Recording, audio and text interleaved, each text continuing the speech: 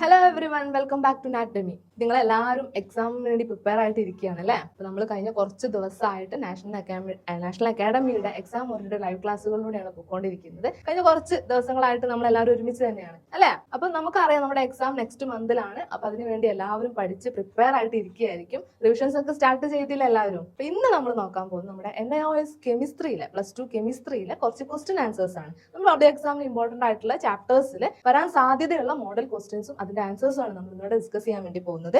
നമുക്ക് നമ്മുടെ class start ചെയ്യാം. എല്ലാവരും പഠിച്ചു തുടങ്ങിയില്ലേ? പഠിച്ചു തുടങ്ങിയല്ല, പഠിച്ചു കഴിഞ്ഞു അല്ലേ?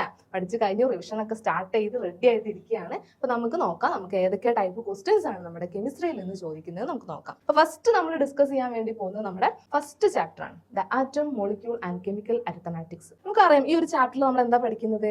നമ്മുടെ കെമിസ്ട്രിയുടെ ബേസിക് ആയിട്ടുള്ള കാര്യങ്ങൾ അല്ലെ? Atom, molecules, number of moles എങ്ങനെ കണ്ടുപിടിക്കാം, മോളാർ മാസ് എങ്ങനെ കാൽക്കുലേറ്റ് ചെയ്യാം, ഇങ്ങനെയുള്ള കാര്യങ്ങളൊക്കെയാണ് നമ്മൾ ഈ ഒരു ചാപ്റ്ററിൽ നിന്ന് പഠിച്ചിട്ടുള്ളത്. നമുക്ക് ഇതിന്റെ ക്വസ്റ്റ്യൻസ് ഒക്കെ ഏതൊക്കെയാണെന്നുള്ളത് ഡിസ്കസ് ചെയ്യാം. അപ്പൊ ഫസ്റ്റ് ക്വസ്റ്റ്യൻ ഒരു MCQ ടൈപ്പ് ക്വസ്റ്റ്യൻ ആണ്. Who proposed the particular nature of മാറ്ററിന്റെ പെർട്ടിക്കുലർ നേച്ചറിനെ കുറിച്ച് ആരാണ് പ്രപ്പോസ് ചെയ്തത്? നമ്മുടെ ആറ്റം കണ്ടുപിടിച്ചത്, അതുപോലെ തന്നെ നമ്മുടെ ഒരു എലമെന്റിൽ ആറ്റത്തിനകത്തുള്ള എല്ലാ പെർട്ടിക്കുലർ മാറ്റേഴ്സും കണ്ടുപിടിച്ചത് ആരാണ് അതിനെ കുറിച്ച് ഡിസ്കസ് ചെയ്തിട്ടുള്ളത്? ആരാണ്? നമ്മുടെ ജോൺ ഡാൾട്ടൺ ആണ് അല്ലെ?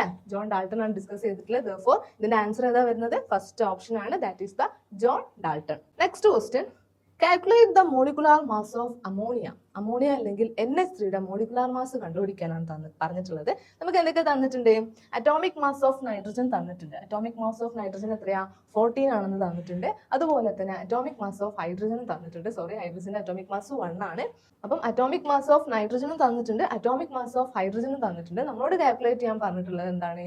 മോളിക്കുലാർ മാസ് ഓഫ് അമോണിയ അല്ലെങ്കിൽ NH3 എന്താണെന്നാണ് കാൽക്കുലേറ്റ് ചെയ്യാൻ പറഞ്ഞിട്ടുള്ളത്. ഓക്കെ, അപ്പൊ നമുക്കറിയാം മോളിക്കുലാർ മാസ് ഓഫ് NH3 എങ്ങനെ കണ്ടുപിടിക്കുക? Molecular mass of NH3 is equal to atomic mass of nitrogen plus 3 into atomic mass of hydrogen ആണ് എന്ത്? നമ്മുടെ മോളിക്കുലാർ മാസ് ഓഫ് NH3. കാരണം N 1 H 3 ആണ് അല്ലെ? 3 ഹൈഡ്രജനും ഉണ്ട്, ഒരു നൈട്രജനും ഉണ്ട്. Therefore atomic mass of nitrogen നമുക്ക് തന്നിട്ടുണ്ട്. എത്രയാണ്? 14 ആണെന്ന് തന്നിട്ടുണ്ട്. ഓക്കെ, അപ്പൊ 14 plus 3 into atomic mass of hydrogen. Atomic mass of hydrogen എത്രയാ? 1 ആണ്. Therefore 3 into 1 AMU atomic mass unit അല്ലെ? എത്ര കിട്ടി നമുക്ക്? 17 AMU എന്ന് കിട്ടി. 14 പ്ലസ് 3 17 AMU എന്ന് കിട്ടി. അപ്പൊ ഇങ്ങനെയാണ് മോളിക്കുലാർ മാസ് കാൽക്കുലേറ്റ് ചെയ്യേണ്ടത്. നമുക്ക് തന്നേക്കുന്ന ഫോർമുലയിലെ എലമെന്റുകൾ ഏതൊക്കെയാന്ന് നോക്കാം. അതിന്റെ അതായത് എലമെന്റുകൾ എത്ര എമൗണ്ട് ഉണ്ട് എന്നുള്ളത് നോക്കിയിട്ട് അതിന്റെ അറ്റോമിക് മാസ് വെച്ച് അത് എത്ര ഉണ്ടോ അതിന് മൾട്ടിപ്ലൈ ചെയ്തിട്ട് അത് ടോട്ടൽ ആഡ് ചെയ്തിട്ടാണ് നമ്മൾ എന്ത് കണ്ടുപിടിക്കാറുള്ളത്? Molecular mass കണ്ടുപിടിക്കാറുള്ളത്. അപ്പൊ ഈ ഒരു ക്വസ്റ്റ്യൻ എല്ലാവർക്കും ക്ലിയർ ആയില്ലേ? ഓക്കെ, നെക്സ്റ്റ് നമുക്ക് നോക്കാനുള്ള third question, calculate the molar mass of K2SO4 അല്ലെങ്കിൽ പൊട്ടാസ്യം സൾഫേറ്റിന്റെ മോളാർ മാസ് ആണ് നമ്മളോട് കാൽക്കുലേറ്റ് ചെയ്യാൻ വേണ്ടി പറഞ്ഞിട്ടുള്ളത്. ഓക്കെ, നമ്മളിപ്പോ ഒരു ക്വസ്റ്റ്യൻ ചെയ്തിട്ടേ ഉള്ളൂ. നമുക്ക് എന്തൊക്കെ തന്നിട്ടുണ്ട്? ഗിവൺ ഡാറ്റാസ് എന്തൊക്കെയാണ്? The molar mass of potassium തന്നിട്ടുണ്ട് അല്ലെ? 39 ആണ് തന്നിട്ടുണ്ട്. അതുപോലെ തന്നെ മോളാർ മാസ് ഓഫ് സൾഫർ തന്നിട്ടുണ്ട്, 32.1 ആണെന്ന് തന്നിട്ടുണ്ട്. മോളാർ മാസ് ഓഫ് ഓക്സിജൻ 16 ആണെന്ന് തന്നിട്ടുണ്ട്. നമ്മളിപ്പോ ചെയ്ത പോലെ തന്നെ ആ രീതിയിൽ തന്നെയാണ് ഇത് സോൾവ് ചെയ്യേണ്ടത്. അപ്പൊ എങ്ങനെയായിരിക്കും അതിന്റെ ആൻസർ വരുന്നത്? എങ്ങനെയായിരിക്കും? മോളാർ മാസ് ഓഫ് K2SO4 അല്ലെങ്കിൽ പൊട്ടാസ്യം സൾഫേറ്റിൽ 2 പൊട്ടാസ്യം ഉണ്ട് അല്ലെ? 2 പൊട്ടാസ്യം ഉണ്ട്, ഒരു സൾഫർ ഉണ്ട്, 4 ഓക്സിജൻ ഉണ്ട്. ഓക്കെ, 2 പൊട്ടാസ്യം ഉണ്ട്, ഒരു സൾഫറും 4 ഓക്സിജനും ആണ് ഉള്ളത്. ഓക്കെ, അപ്പൊ 2 into molar mass of potassium plus molar mass of SO4 2- അല്ലെങ്കിൽ molar mass of S plus 4 into molar mass of oxygen. Okay, അപ്പൊ എങ്ങനെയാ നമ്മൾ ചെയ്യുന്നത്? നമുക്കറിയാം 2 into molar mass of potassium 39, 2 into 39.1 plus ഒരു സൾഫർ അല്ലെ? ഒറ്റ സൾഫറേ ഉള്ളൂ. സൾഫറിന്റെ മോളാർ മാസ് എന്താ? 32.1 plus 4 into molar mass of oxygen 60. ഇത്രയും ഗ്രാം പെർ മോൾ ആണ് എന്ത്? നമ്മുടെ പൊട്ടാസ്യം സൾഫേറ്റിന്റെ മോളാർ മാസ് എന്ന് പറയുന്നത്. That is 2 into 39.1 is equal to 78.2 plus 32.1 plus 64 okay is equal to 174.3 gram per mole എന്ന് കിട്ടി. അപ്പൊ ഈ രീതിയിലാണ് നമ്മുടെ മോളാർ മാസ് നമ്മൾ 2 ക്വസ്റ്റ്യൻ ഡിസ്കസ് ചെയ്തു മോളാർ മാസ് കണ്ടുപിടിക്കാനുള്ള. ഈ ഒരു ചാപ്റ്ററിൽ നിന്ന് മിക്കപ്പോഴും ചോദിച്ചു കണ്ട ഒരു ക്വസ്റ്റ്യൻ എന്ന് പറയുന്നത് ഈ മോളാർ മാസ് കാൽക്കുലേറ്റ് ചെയ്യാൻ വേണ്ടി തന്നെയാണ് അല്ലെ? ഓക്കെ, അപ്പൊ ക്ലിയർ ആയില്ല എങ്ങനെ മോളാർ മാസ് കണ്ടുപിടിക്കേണ്ടതെന്നുള്ളത്. നെക്സ്റ്റ് നമ്മൾ നോക്കാൻ പോകുന്നത് next question, in a reaction 0.5 mole of aluminium is required. അതായത് ഒരു റിയാക്ഷൻ നടക്കാൻ വേണ്ടിയിട്ട് 0.5 മോൾ ഓഫ് അലൂമിനിയം ആണ് നമുക്ക് ആവശ്യമായിട്ടുള്ളത്. Calculate the amount of aluminium required in grams. നമുക്ക് തന്നേക്കുന്നത് മോൾസിലാണ് അല്ലെ. 0.5 മോൾ ഓഫ് അലൂമിനിയം ആണ് നമുക്ക് ആവശ്യം എന്ന് പറഞ്ഞിട്ടുണ്ട്. ഓക്കെ, നമുക്ക് കണ്ടുപിടിക്കേണ്ടത് എന്താണ്? ഗ്രാമിൽ എത്ര അലൂമിനിയം വേണം എന്നാണ് കണ്ടുപിടിക്കേണ്ടത്. അലൂമിനിയത്തിന്റെ അറ്റോമിക് മാസ് തന്നിട്ടുണ്ട് 27 ആണെന്ന് തന്നിട്ടുണ്ട്. ഓക്കെ, അപ്പൊ നമുക്കറിയാം നമ്പർ ഓഫ് മോൾസ് എങ്ങനെയാണ് നമ്മൾ കാൽക്കുലേറ്റ് ചെയ്യാറുള്ളത്. Number of moles is equal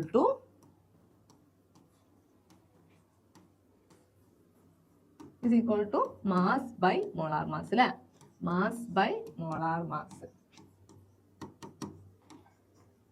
okay, അപ്പൊ നമ്മളോട് കണ്ടുപിടിക്കാൻ പറഞ്ഞത് മാസ് ആണ് അല്ലെ. ഗ്രാമിൽ ഉള്ള മാസ് ആണ് കണ്ടുപിടിക്കാൻ പറഞ്ഞത്. therefore മാസിന്റെ ഇക്വേഷൻ എന്താ വരുന്നത്? Mass is equal to number of moles into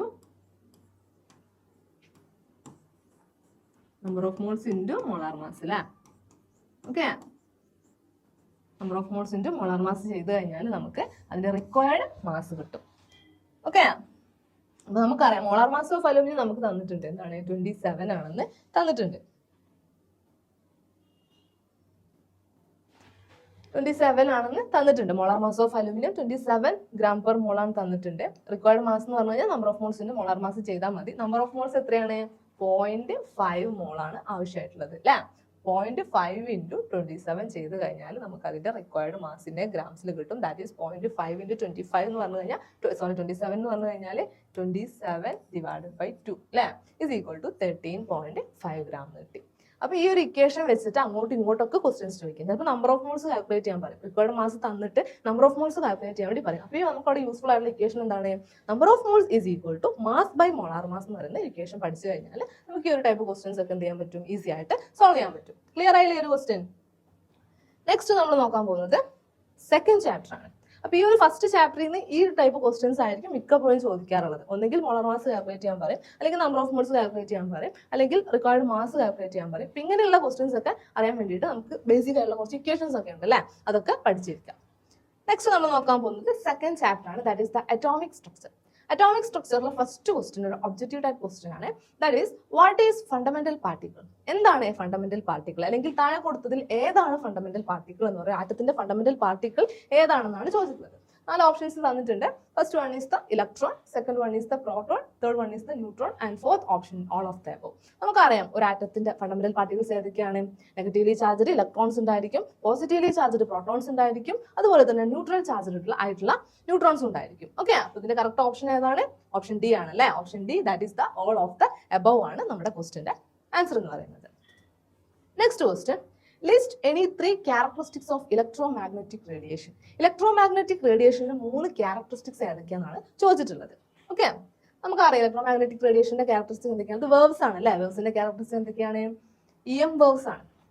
first amplitude, wave length, frequency, wave number, velocity, ഇതൊക്കെ എന്ത് തന്നെയാണ്? EM വേവ്സ് അല്ലെങ്കിൽ ഇലക്ട്രോമാഗ്നറ്റിക് റേഡിയേഷന്റെ ക്യാരക്ടറിസ്റ്റിക്സ് ആണ്. ഓക്കെ, ഇതിലേതെങ്കിലും 3 ആണ് ചോദിച്ചിട്ടുള്ളത്.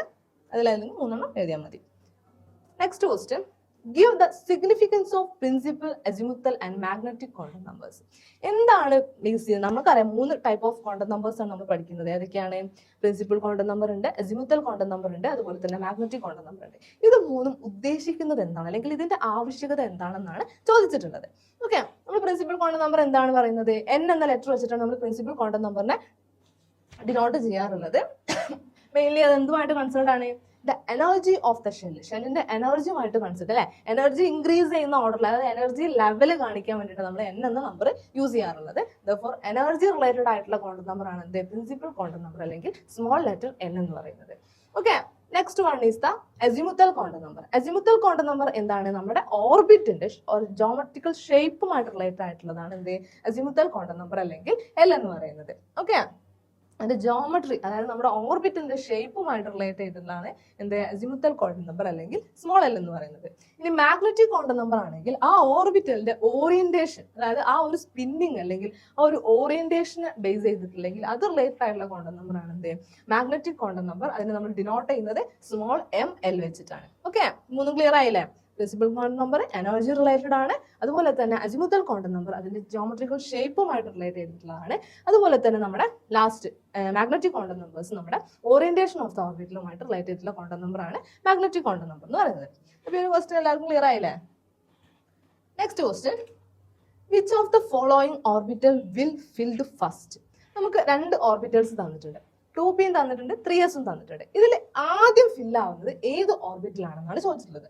നമുക്കറിയാം, നമ്മൾ ഇലക്ട്രോണിക് കോൺഫിഗറേഷൻ പഠിച്ച സമയത്ത് നമ്മൾ പഠിച്ചിട്ടുണ്ട് എന്ത്, നമ്മൾ ഒരുപാട് പ്രിൻസിപ്പിൾസ് ബേസ് ചെയ്തിട്ടാണ് എന്ത് ചെയ്യുന്നത്, നമ്മൾ ഇലക്ട്രോൺസ് ആ ഷെല്ലുകളിൽ ഫില്ല് ചെയ്യാറുള്ളത് അല്ലേ. അപ്പം നമുക്ക് ഇവിടെ നമുക്ക് തന്നിരിക്കുന്നത് 2p 3s ആണ്. ഫസ്റ്റ് നമ്മൾ അവിടെ ആൽഫ പ്രിൻസിപ്പിൾ വെച്ച് നോക്കുകയാണെങ്കിൽ 2p ഓർബിറ്റലിന്റെ n+l വാല്യൂ എത്രയാണ്?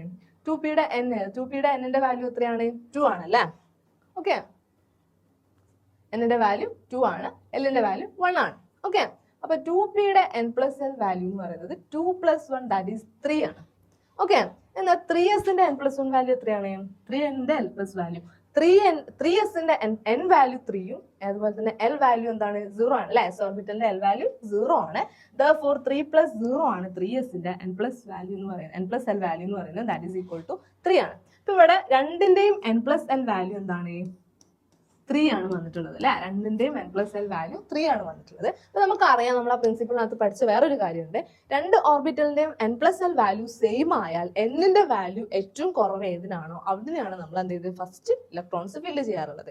n വാല്യൂ കുറവാകുക, അതായത് n+l വാല്യൂ ഈക്വൽ ആയി വന്നു കഴിഞ്ഞാൽ n വാല്യൂ കുറവാകുന്നത് എവിടെയാണോ അവിടെയാണ് നമ്മൾ ആദ്യം ഇലക്ട്രോൺസ് ഫില്ല് ചെയ്യാറുള്ളത്. അപ്പൊ ഈ ഒരു ക്വസ്റ്റ്യനിൽ n വാല്യൂ കുറവ് എവിടെയാണ്?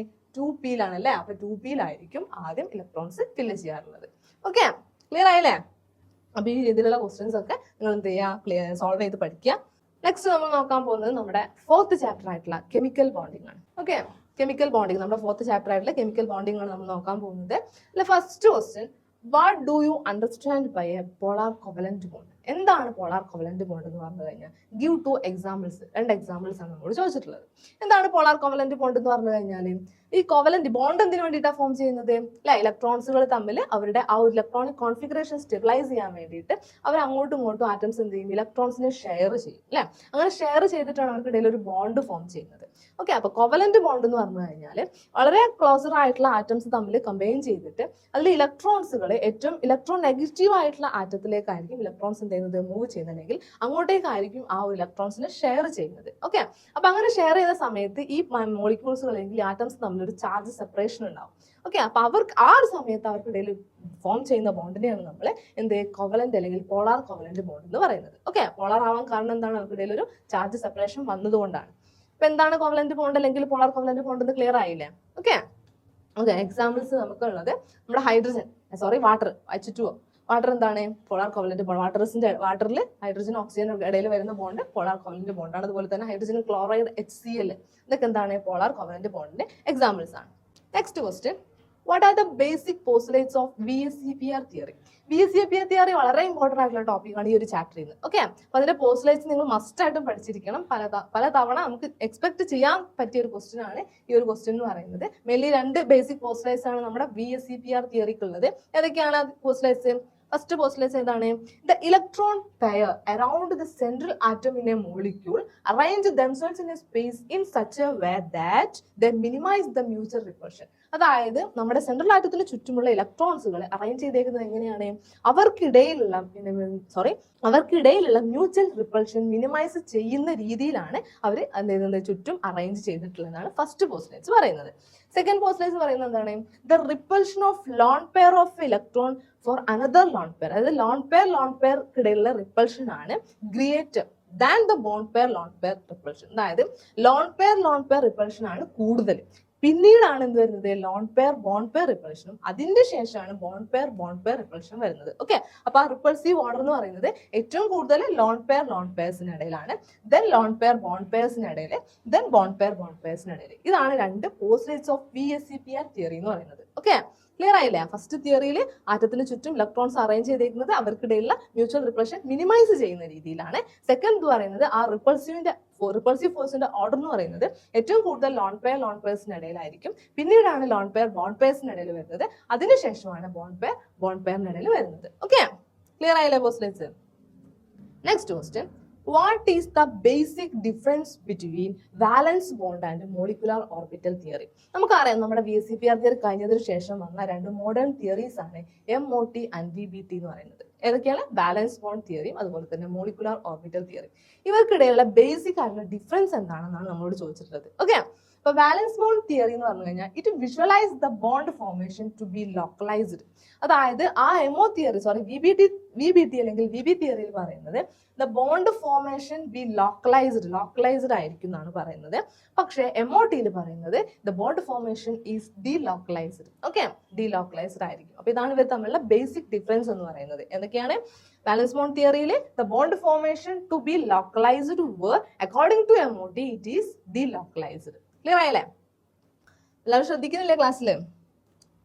ഓക്കെ, അപ്പൊ ഇങ്ങനെയുള്ള ക്വസ്റ്റ്യൻസ് ഒക്കെ നിങ്ങൾ എന്ത് ചെയ്യുക? സോൾവ് ചെയ്ത് പഠിക്കുക. ഇമ്പോർട്ടൻ്റ് ആയിട്ടുള്ള ചാപ്റ്റേഴ്സ് ആണ് ഇതൊക്കെ നമ്മൾ പറഞ്ഞു പോകുന്നത്. മസ്റ്റ് ആയിട്ട് നിങ്ങൾ റിവൈസ് ചെയ്ത് തന്നെ പഠിക്കേണ്ട ഒരു ചാപ്റ്റേഴ്സ്, അത്രയും ചാപ്റ്റേഴ്സ് ആണ് നമ്മളോട് ഡിസ്കസ് ചെയ്യുന്നത്. Okay, next question, predict the magnetic behaviour of O2. O2ന്റെ മാഗ്നറ്റിക് ബിഹേവിയർ പറയാനാണ് പറഞ്ഞിട്ടുള്ളത്.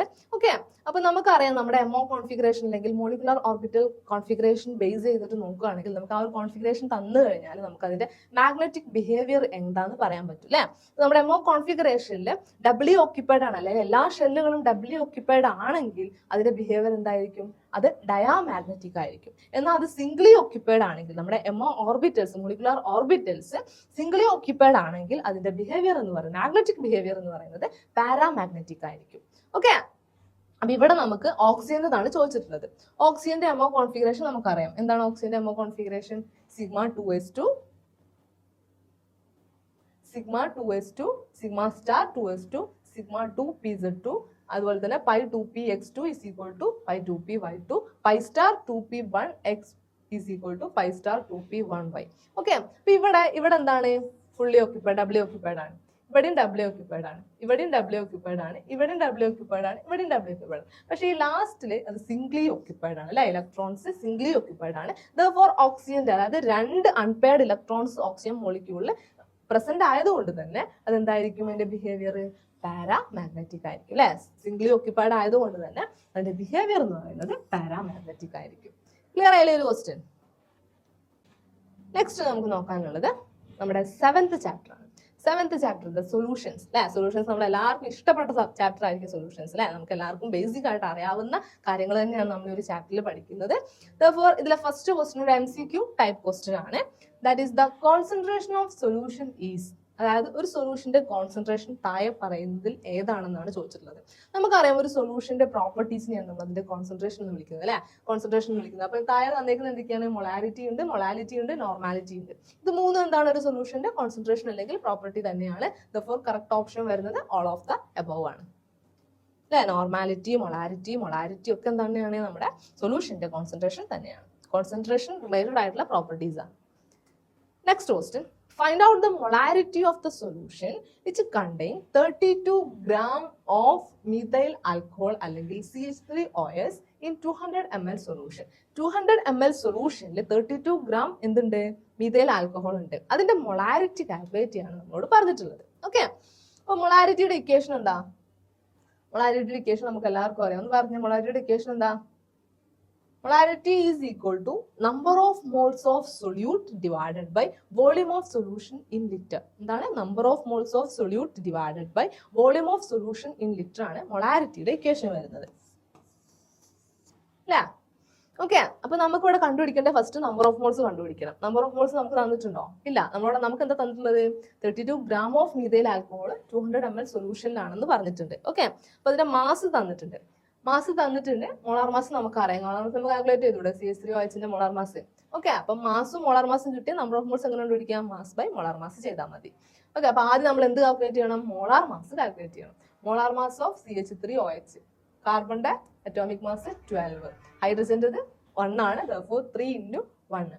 ഓക്സിജന്റേത് 16 ആണ്, ഹൈഡ്രജന്റേത് 1 ആണ്. ടോട്ടൽ ആഡ് ചെയ്ത് കഴിഞ്ഞാൽ നമുക്ക് 32 gram per mole എന്ന് കിട്ടും. ഓക്കെ, അപ്പൊ മോളാർ മാസ് കിട്ടി കഴിഞ്ഞാൽ നമ്പർ ഓഫ് മോൾസ് കണ്ടുപിടിക്കുക. Number of moles is equal to 32/32, that is equal to 1 mole. കാരണം ഇവിടെ മാസ് 32 gram ആണ്, മോളാർ മാസ് 32 ആണ്. Therefore 32/32 ചെയ്ത് കഴിഞ്ഞാൽ 1 മോൾ എന്ന് കിട്ടും. നെക്സ്റ്റ് വോളിയം ഓഫ് സൊല്യൂഷൻ നമുക്ക് തന്നിട്ടുണ്ട് 200 ml ആണ്, അത് ml ആണ്, therefore ഇതിനെ ലിറ്ററിലേക്ക് കൺവേർട്ട് ചെയ്യണം. ദാറ്റ് ഈസ് 200/1000 ചെയ്ത് കഴിഞ്ഞാൽ നമുക്ക് എത്ര കിട്ടും? 0.2 ലിറ്റർ എന്ന് കിട്ടും. ഓക്കെ, അപ്പൊ വോളിയം കിട്ടി, നമുക്ക് എന്ത് കിട്ടി? നമ്പർ ഓഫ് മോൾസും കിട്ടി. Number of moles of solute divided by volume of solution litre ചെയ്ത് കഴിഞ്ഞാൽ നമുക്ക് എന്ത് കിട്ടും? മൊളാരിറ്റി കിട്ടും. ഓക്കെ, അപ്പൊ molarity is equal to number of moles 1 ആണ്, ഡിവൈഡഡ് ബൈ 0.2 ചെയ്ത് കഴിഞ്ഞാൽ 5 മോളാർ. ഓക്കെ, അപ്പൊ എന്താണ് ഇക്വേഷൻ അറിഞ്ഞു കഴിഞ്ഞാൽ നമുക്ക് വളരെ ഈസി ആയിട്ട് ഇങ്ങനെയുള്ള ക്വസ്റ്റ്യൻസ് ഒക്കെ എന്ത് ചെയ്യാൻ പറ്റും? സോൾവ് ചെയ്യാൻ പറ്റും. മൊളാരിറ്റി കണ്ടുപിടിക്കാൻ ചോദിക്കാം, മൊളാലിറ്റി കണ്ടുപിടിക്കാൻ ചോദിക്കാം, നോർമാലിറ്റി കണ്ടുപിടിക്കാൻ ചോദിക്കാം. അപ്പൊ ഇതിന്റെയൊക്കെ ഇക്വേഷൻസ് എന്ത് ചെയ്യണം? നമ്മൾ മസ്റ്റ് ആയിട്ടും പഠിച്ചിരിക്കണം. അപ്പൊ ഈ ഒരു ക്വസ്റ്റ്യൻ എല്ലാവർക്കും സോൾവ് ആയില്ലേ? ക്ലിയർ ആയില്ലേ? മനസ്സിലായില്ലേ എല്ലാവർക്കും? Okay, next question. State the Henry's law and list the condition necessary for the validity of Henry's law. എന്താണ് ഹെൻറീസ് ലോ എന്നാണ് ചോദിച്ചിട്ടുള്ളത്. ഹെൻറീസ് ലോ വാലിഡ് ആവേണ്ട കണ്ടീഷൻ ഏതൊക്കെയാണെന്ന് ചോദിച്ചിട്ടുണ്ട്. ഓക്കെ, 2 മാർക്കിന് ചോദിക്കാവുന്ന ക്വസ്റ്റ്യൻ ആണ്. അപ്പോൾ 2 സെന്റൻസുകളിലായിട്ട് നമുക്ക് ഇതിനൊരു ആൻസർ എഴുതേണ്ടതുണ്ട്. അപ്പോൾ ഫസ്റ്റ് നമ്മളോട് ചോദിച്ചിട്ടുള്ളത് ഹെൻറീസ് ലോ എന്താണെന്നാണ് ചോദിച്ചിട്ടുള്ളത്. ഹെൻറീസ് ലോ എന്താണ്? The mass of a gas dissolved in a solvent is directly proportional to its partial pressure. അതായത് ഒരു സോൾവെന്റിൽ ഡിസോൾവഡ് ആയിട്ടുള്ള ഒരു ഗ്യാസിന്റെ മാസ് എന്ന് പറയുന്നത് അതിന്റെ പാർഷ്യൽ പ്രഷറിന് ഡയറക്ട്ലി പ്രൊപ്പോർഷണൽ ആയിരിക്കും എന്നാണ് നമ്മുടെ ഹെൻറീസ് ലോ പറയുന്നത്. ഓക്കെ, അപ്പൊ ലോ എന്താണെന്ന് മനസ്സിലായല്ലോ? The mass of a gas dissolved in a solvent is directly proportional to partial pressure. Next, ഇത് കണ്ടീഷൻ വാലിഡ് ആവാനുള്ള ആ ലോ വാലിഡ് ആവാനുള്ള കണ്ടീഷൻസ് എന്തൊക്കെയാണ് ചോദിച്ചിട്ടുള്ളത്. Okay, pressure should not be too high. Pressure എന്താവാൻ പാടില്ല? കൂടുതലാവാൻ പാടില്ല. അതുപോലെ തന്നെ temperature should not be low. Temperature എന്ത് ചെയ്യാൻ പാടില്ല? ലോ ആവാൻ പാടില്ല. പ്രഷർ ഹൈ ആവാനും പാടില്ല, ടെമ്പറേച്ചർ ലോ ആവാനും പാടില്ല. The gas should not associate or dissociate. Gas associate ചെയ്യാനും പാടില്ല, ഡിസോസിയേറ്റ് ചെയ്യാനും പാടില്ല. ഓക്കെ, അപ്പൊ എന്താണ്? Mass of the gas dissolved in a solvent directly proportional to partial pressure ആണ് നമ്മുടെ ഹെൻറീസ് ലോ എന്ന് പറയുന്നത്. ഓക്കെ, കണ്ടീഷൻസ് എന്തൊക്കെയാണ്? പ്രഷർ ഹൈ ആവാൻ പാടില്ല, ടെമ്പറേച്ചർ എന്ത് ചെയ്യാൻ പാടില്ല? ടു ലോ ആവാൻ പാടില്ല, പ്രഷർ ടു ഹൈ ആവാൻ പാടില്ല, ഗ്യാസ് അസോസിയേറ്റ് ചെയ്യാനോ ഡിസോസിയേറ്റ് ചെയ്യാനോ പാടില്ല. ഇതാണ് ഹെൻറീസ് ലോ വാലിഡ് ആവാനുള്ള കണ്ടീഷൻസ് എന്ന് പറയുന്നത്. Okay, next question. Define the colligative property. List 2 colligative properties. Okay, നമ്മുടെ ഈ ഒരു സൊല്യൂഷൻ ചാപ്റ്ററിൽ വളരെ ഇമ്പോർട്ടന്റ് ആയിട്ടുള്ള ടോപ്പിക്കാണ് കൊളിഗേറ്റീവ് പ്രോപ്പർട്ടീസ് എന്ന് പറയുന്നത്. അപ്പോൾ കൊളിഗേറ്റീവ് പ്രോപ്പർട്ടീസ് എന്താണെന്നാണ് ചോദിച്ചത്. അതിൽ എക്സാമ്പിൾസും ചോദിച്ചിട്ടില്ലെങ്കിൽ 2 കൊളിഗേറ്റീവ് പ്രോപ്പർട്ടീസ് ഏതൊക്കെയാണെന്ന് ചോദിച്ചിട്ടുണ്ട്. എന്താണ് കൊളിഗേറ്റീവ് പ്രോപ്പർട്ടീസ് എന്ന് പറഞ്ഞു കഴിഞ്ഞാൽ? The properties which depend upon number of particles of solute, not on the nature of the solute. Okay, ആ സൊല്യൂട്ടിന്റെ നമ്പർ ഓഫ് പാർട്ടിക്കിൾസിനെ മാത്രം ഡിപ്പെൻഡ് ചെയ്യുകയും ആ സൊല്യൂട്ടിന്റെയോ സോൾവെന്റിന്റെയോ നേച്ചറിനെ ഡിപ്പെൻഡ് ചെയ്യുകയും ചെയ്യാത്ത പ്രോപ്പർട്ടീസിനെയാണ് നമ്മൾ എന്ത് പറയുന്നത്? കൊളിഗേറ്റീവ് പ്രോപ്പർട്ടീസ് എന്ന് പറയുന്നത്. മെയിൻലി 4 കൊളിഗേറ്റീവ് പ്രോപ്പർട്ടീസ് ആണുള്ളത്. ഏതൊക്കെയാണ്? നമ്മളോട് ചോദിച്ചിട്ടുള്ള 2 that is the elevation in boiling point, depression in freezing point, osmotic pressure. ഇതൊക്കെ തന്നെയാണ് നമ്മുടെ കൊളിഗേറ്റീവ് പ്രോപ്പർട്ടീസ് തന്നെയാണ്. ഓക്കെ, അപ്പൊ കൊളിഗേറ്റീവ് പ്രോപ്പർട്ടീസ് എന്ന് പറഞ്ഞു കഴിഞ്ഞാൽ എന്താ? സൊല്യൂട്ടിന്റെ നമ്പറിനെ മാത്രം ഡിപ്പെൻഡ് ചെയ്യുന്നുള്ളൂ, ഒരിക്കലും അതിന്റെ നേച്ചറിനെ ഡിപ്പെൻഡ് ചെയ്യാത്ത പ്രോപ്പർട്ടീസിനെയാണ് നമ്മൾ കൊളിഗേറ്റീവ് പ്രോപ്പർട്ടീസ് എന്ന് പറയുന്നത്. അപ്പൊ ക്ലിയർ ആയില്ലേ ഒരു ക്വസ്റ്റ്യൻ? ഇത്രയും ക്വസ്റ്റ്യൻസ് ആണ് നമ്മൾ ഈ ഒരു ചാപ്റ്ററിൽ ഡിസ്കസ് ചെയ്യുന്നത്. നെക്സ്റ്റ് നമ്മൾ നോക്കാൻ പോകുന്നത് നമ്മുടെ 9th ചാപ്റ്റർ ആയിട്ടുള്ള കെമിക്കൽ തെർമോഡൈനാമിക്സ് ആണ്. നമ്മൾ ഫിസിക്സിൽ പഠിച്ച പോലെ തന്നെ തെർമോഡൈനാമിക്സിന്റെ ബേസിക് ആയിട്ടുള്ള കാര്യങ്ങളാണ് നമ്മൾ എന്ത് ചെയ്യുന്നത്? ഈ ഒരു ചാപ്റ്ററിൽ ഡിസ്കസ് ചെയ്തിട്ടുള്ളത്. ബേസിക് ആയിട്ട് കുറച്ച് ടേംസും ഡെഫിനിഷൻസ് ഒക്കെ പഠിച്ചു, കുറച്ച് റിയാക്ഷൻസ് കെമിസ്ട്രിയിൽ നമ്മൾ തെർമോഡൈനാമിക് ആയിട്ടുള്ള കുറച്ച് റിയാക്ഷൻസും കാര്യങ്ങളൊക്കെ നമ്മൾ പഠിച്ചു. അപ്പൊ ഇതിലെ ഫസ്റ്റ് ക്വസ്റ്റ്യൻ ചോദിച്ചിട്ടുള്ളത് which of the following is false. താഴെ പറയുന്നതിൽ തെറ്റായത് ഏതാണ്? ഈ ഒരു ടൈപ്പ് ക്വസ്റ്റ്യൻ നമുക്ക് ഈ ഒരു പുതിയ മോഡൽ ഓഫ് ക്വസ്റ്റ്യൻസ് പേപ്പറിന്റെ ആ ഒരു പുതിയ മോഡൽ നമുക്ക് പ്രതീക്ഷിക്കാവുന്ന ക്വസ്റ്റ്യൻ ആണ് അല്ലേ? ട്രൂ ഓർ ഫാൾസ് ഏതെന്ന് സെലക്ട് ചെയ്യാൻ പറയും. Fill in the blank type of questions ഉണ്ടായിരിക്കും. അതുപോലെ തന്നെ MCQ ടൈപ്പ് ക്വസ്റ്റ്യൻസ് ഏകദേശം ഒരു 16ഓളം എന്ത് ക്വസ്റ്റ്യൻസ് ഉണ്ടായിരിക്കും? MCQ ടൈപ്പ് അല്ലെങ്കിൽ ഒബ്ജക്റ്റീവ് ടൈപ്പ് ക്വസ്റ്റ്യൻസ് ആയിരിക്കും. അപ്പൊ ഇങ്ങനെയുള്ള ക്വസ്റ്റ്യൻസ് ഒക്കെ ആയിരിക്കും കൂടുതലും ചോദിക്കുന്നത്. നമുക്ക് ഓപ്ഷൻസ് കൂടുതൽ അവൈലബിൾ ആയിരിക്കും, മാർക്ക് സ്കോർ ചെയ്യാൻ കൂടുതൽ ഈസി ആയിട്ടുള്ള ക്വസ്റ്റ്യൻസ് ആയിരിക്കും ചോദിക്കുന്നത്. ദെർഫോർ ക്വസ്റ്റ്യൻ പേപ്പറിന്റെ ആ ഒരു മോഡ് ബേസ് ചെയ്തിട്ട് തന്നെ നമ്മൾ എന്ത് ചെയ്യുക? പഠിച്ചു തുടങ്ങുക. ഓക്കെ, അപ്പൊ first question which of the following is false. താഴെ പറയുന്നതിൽ തെറ്റായത് ഏതാണെന്ന് നമുക്ക് 3 സ്റ്റേറ്റ്മെന്റ് തന്നിട്ടുണ്ട്. First one, the reaction H2 + Cl2 gives 2 HCl + 183 kJ. ഇത് എൻഡോതെർമിക് ആണെന്നാണ് പറയുന്നത്. നമുക്കറിയാം എൻഡോതെർമിക് എന്ന് പറഞ്ഞാൽ എന്താ? ഹീറ്റ് ഇവോൾവ് ചെയ്യാത്ത റിയാക്ഷൻസിനെയാണ് നമ്മൾ എൻഡോതെർമിക് എന്ന് പറയുന്നത്. ഇവിടെ ഹീറ്റ് ഇവോൾവ് ചെയ്തില്ലേ? ഹീറ്റ് റിലീസ് ചെയ്തില്ലേ? Therefore it is exothermic reaction അല്ലേ? അപ്പൊ ഈ ഒരു സ്റ്റേറ്റ്മെന്റ് എന്താണ്? ഫോൾസ് ആണ്. ഈ സ്റ്റേറ്റ്മെന്റ് ഫോൾസ് ആണ്. Okay, next statement, enthalpy change is A state function. ഒരു പ്രോസസ്സിന്റെ അല്ലെങ്കിൽ ഒരു റിയാക്ഷന്റെ സ്റ്റേറ്റിനെ ഡിപ്പെൻഡ് ചെയ്യുന്ന ഫംഗ്ഷൻസിനെയാണ് നമ്മൾ സ്റ്റേറ്റ് ഫംഗ്ഷൻ എന്ന് പറയുന്നത്. എന്താൽപി ചേഞ്ച് സ്റ്റേറ്റിനെ ഡിപ്പെൻഡ് ചെയ്യുന്ന ഫംഗ്ഷൻ അല്ലേ അല്ലേ ആണ്. അപ്പോൾ ഇതൊരു സ്റ്റേറ്റ് ഫംഗ്ഷൻ തന്നെയാണ്. Next, the standard state condition for a gaseous system is 1 bar pressure at a specified temperature. അതായത് ഒരു ഗ്യാസ് സിസ്റ്റത്തിന്റെ സ്റ്റാൻഡേർഡ് കണ്ടീഷൻ എന്ന് പറയുന്നത് 1 bar പ്രഷറും സ്പെസിഫൈഡ് ടെമ്പറേച്ചറും ആണെന്നാണ് പറയുന്നത്. ഓപ്ഷൻ കറക്റ്റ് ആണ് അല്ലേ. സ്റ്റാൻഡേർഡ് സ്റ്റേറ്റ് എന്ന് പറഞ്ഞാൽ നമ്മൾ എപ്പോഴും പറയുന്നത് 1 bar pressure at A given temperature അല്ലേ. Therefore ഈ ഒരു സ്റ്റേറ്റ്മെന്റ് എന്താണ് കറക്റ്റ് ആണ്. അപ്പോൾ ഇവിടെ തെറ്റായ സ്റ്റേറ്റ്മെന്റ് ഏത് മാത്രമാണ്? ഫസ്റ്റ് സ്റ്റേറ്റ്മെന്റ് മാത്രമാണ് ഇവിടെ തെറ്റായിട്ട് വരുന്നത്. Therefore ഇതാണ് നമ്മുടെ ആൻസർ എന്ന് പറയുന്നത്. Next question, which of the following will increase the internal energy of the system? ഒരു സിസ്റ്റത്തിന്റെ ഇന്റേണൽ എനർജി ഇൻക്രീസ് ചെയ്യുന്നത് താഴെ പറയുന്ന ഏത് ഒരു ചെയ്യുമ്പോഴാണ് അതിന്റെ ഇന്റേണൽ എനർജി ഇൻക്രീസ് ചെയ്യുന്നതാണ് ചോദിച്ചിട്ടുള്ളത്. ഫസ്റ്റ് ഓപ്ഷൻ തന്നിട്ടുള്ളത് heat given to the system. Heat given to the system ആണ് ഫസ്റ്റ് ഓപ്ഷൻ. രണ്ടാമത്തെ option work done by the system. Work done by the system, heat given to the system, heat given by the system. Okay, അപ്പൊ ഇതിൽ ഏതാണ് നമ്മുടെ internal എനർജിയെ increase ചെയ്യുന്നത് ഏത് factor ആണെന്നാണ് ചോദിച്ചിട്ടുള്ളത്. Heat given to the system, work done by the system, heat given by the system തന്നെയാണ് അതിന്റെ ഇന്റേണൽ എനർജിയെ ഇൻക്രീസ് ചെയ്യുന്നത് തന്നെയാണ്. Therefore കറക്റ്റ് ആൻസർ വരുന്നത് ഓപ്ഷൻ ഡി ആണ്, both A, B and C. Okay, next question, calculate the standard enthalpy of formation of ethyne. ഈഥൈന്റെ enthalpy of formation calculate ചെയ്യാനാണ് പറഞ്ഞിട്ടുള്ളത്. ഗിവൺ ദാറ്റ് നമുക്ക് 3 റിയാക്ഷൻസ് തന്നിട്ടുണ്ട്. അല്ലെങ്കിൽ ഗ്രാഫൈറ്റ് ഓക്സിജനുമായിട്ട് ചേർന്നിട്ട് എന്ത് പ്രൊഡ്യൂസ് ചെയ്യുന്നുണ്ട്? CO2 പ്രൊഡ്യൂസ് ചെയ്യുന്നുണ്ട്. അവിടുത്തെ എൻതാൽപ്പി ഓഫ് ഫോർമേഷന്റെ value 394 kilo joule per mole ആണെന്ന് തന്നിട്ടുണ്ട്. അതുപോലെ തന്നെ ഓക്കെ, അപ്പൊ നമുക്ക് ഈ ഒരു ക്വസ്റ്റ്യനിൽ 3 ഇക്വേഷൻസ് തന്നിട്ടുണ്ട് അല്ലെ. എന്തൊക്കെയാണ് തന്നിട്ടുള്ളത്?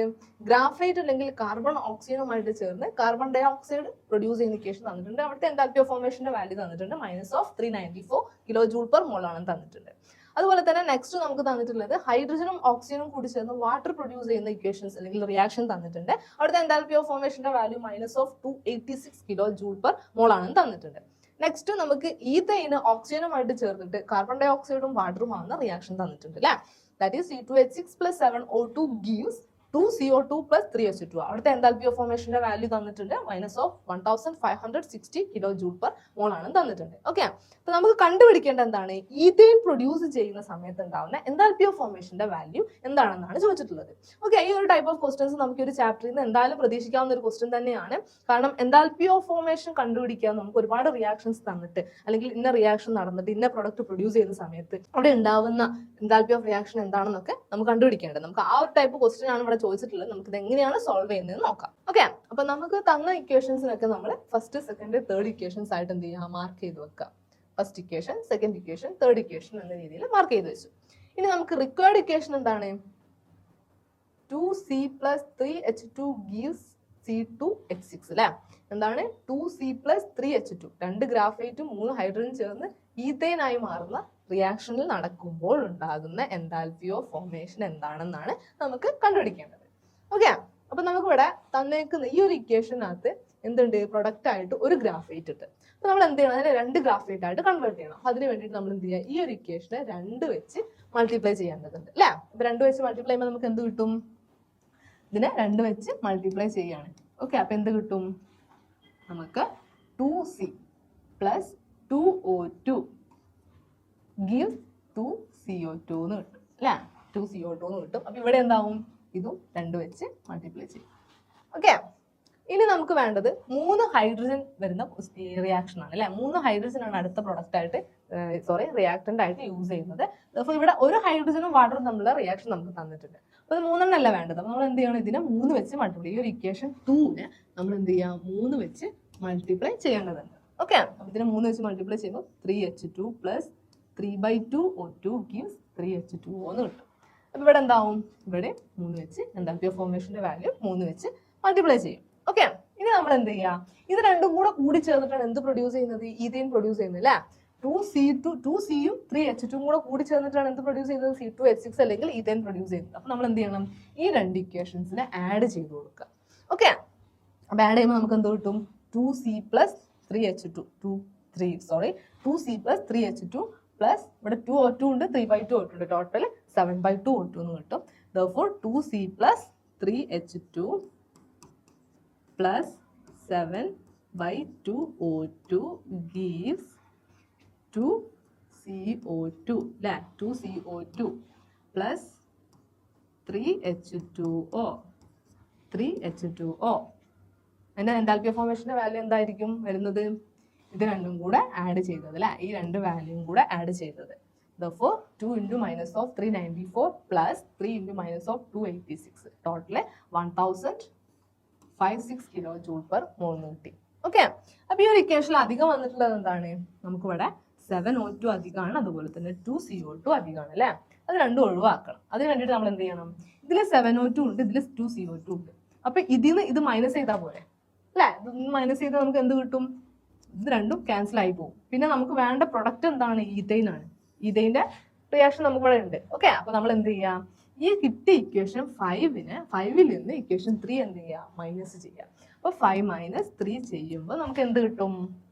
-3 ചെയ്യുമ്പോൾ ഓക്കെ, ഇവിടെ 2C ഉണ്ട്, 2C plus 3H2. ഇവിടെ ഒരു 7O2 ഉണ്ട്, ഇവിടെ ഒരു 7O2 ഉണ്ട് അല്ലേ? ഓക്കെ, അപ്പൊ 2C ഉണ്ട് നമ്മുടെ ഫിഫ്ത് ഇക്വേഷനിൽ 2C ഉണ്ട്. അപ്പൊ 2C plus 3H2 ഉണ്ട്, 3H2. ഈ ഒരു 7/O2, ഇവിടെ ഒരു 7/O2 ഉണ്ട്. അപ്പൊ ഇതിൽ നിന്ന് മൈനസ് ചെയ്യുമ്പോൾ എന്ത് ചെയ്യും? രണ്ടും ക്യാൻസൽ ആയി പോകും. ഓക്കെ, അതുപോലെ തന്നെ ഇവിടെ ഒരു 2CO2 ഉണ്ട്, ഇവിടെ 2CO2 ഉണ്ട്. ഇത് രണ്ടും എന്ത് ചെയ്യും? മൈനസ് ചെയ്യുമ്പോൾ ക്യാൻസൽ ആയി പോകും. ഇവിടെ ഒരു 3H2 ഉണ്ട്, ഇവിടെ ഒരു 3H2 ഉണ്ട്. ഇത് രണ്ടും മൈനസ് ചെയ്യുമ്പോൾ എന്ത് ചെയ്യും? അത് രണ്ടും ക്യാൻസൽ ആയി പോകും. ഓക്കെ, പിന്നെ ഇവിടെ നമുക്ക് ബാക്കി വരുന്നത് എന്താണ്? ഈ സൈഡിലെ C2H6 ആണ്. Therefore it gives C2H6 എന്ന് കിട്ടി. നമ്മുടെ റിക്വയർഡ് ഇക്വേഷൻ കിട്ടിയില്ല? 2C plus 3H2 gives C2H6 എന്ന് കിട്ടി. ഓക്കെ, ഇനി ഇതിന്റെ എൻതാൽപ്പി ഓഫ് ഫോർമേഷന്റെ വാല്യൂ കണ്ടുപിടിക്കണം. അപ്പൊ അതിന് വേണ്ടി എന്ത് ചെയ്യണം? ഈ 5 എൻതാൽപ്പി ഓഫ് ഫോർമേഷൻ 5 - 3 ചെയ്താൽ മതി. ദാറ്റ് ഈസ് 1656 മൈനസ് ഓഫ് -1560 അല്ലേ? ഇത് ചെയ്ത് കഴിഞ്ഞാൽ നമുക്ക് എന്ത് കിട്ടും?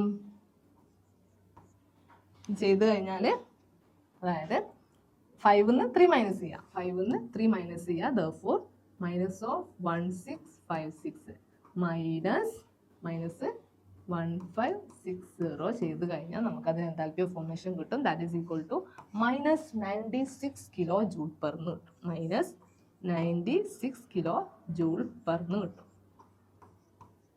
കിലോജൂൾ പെർ മോൾ എന്ന് കിട്ടും.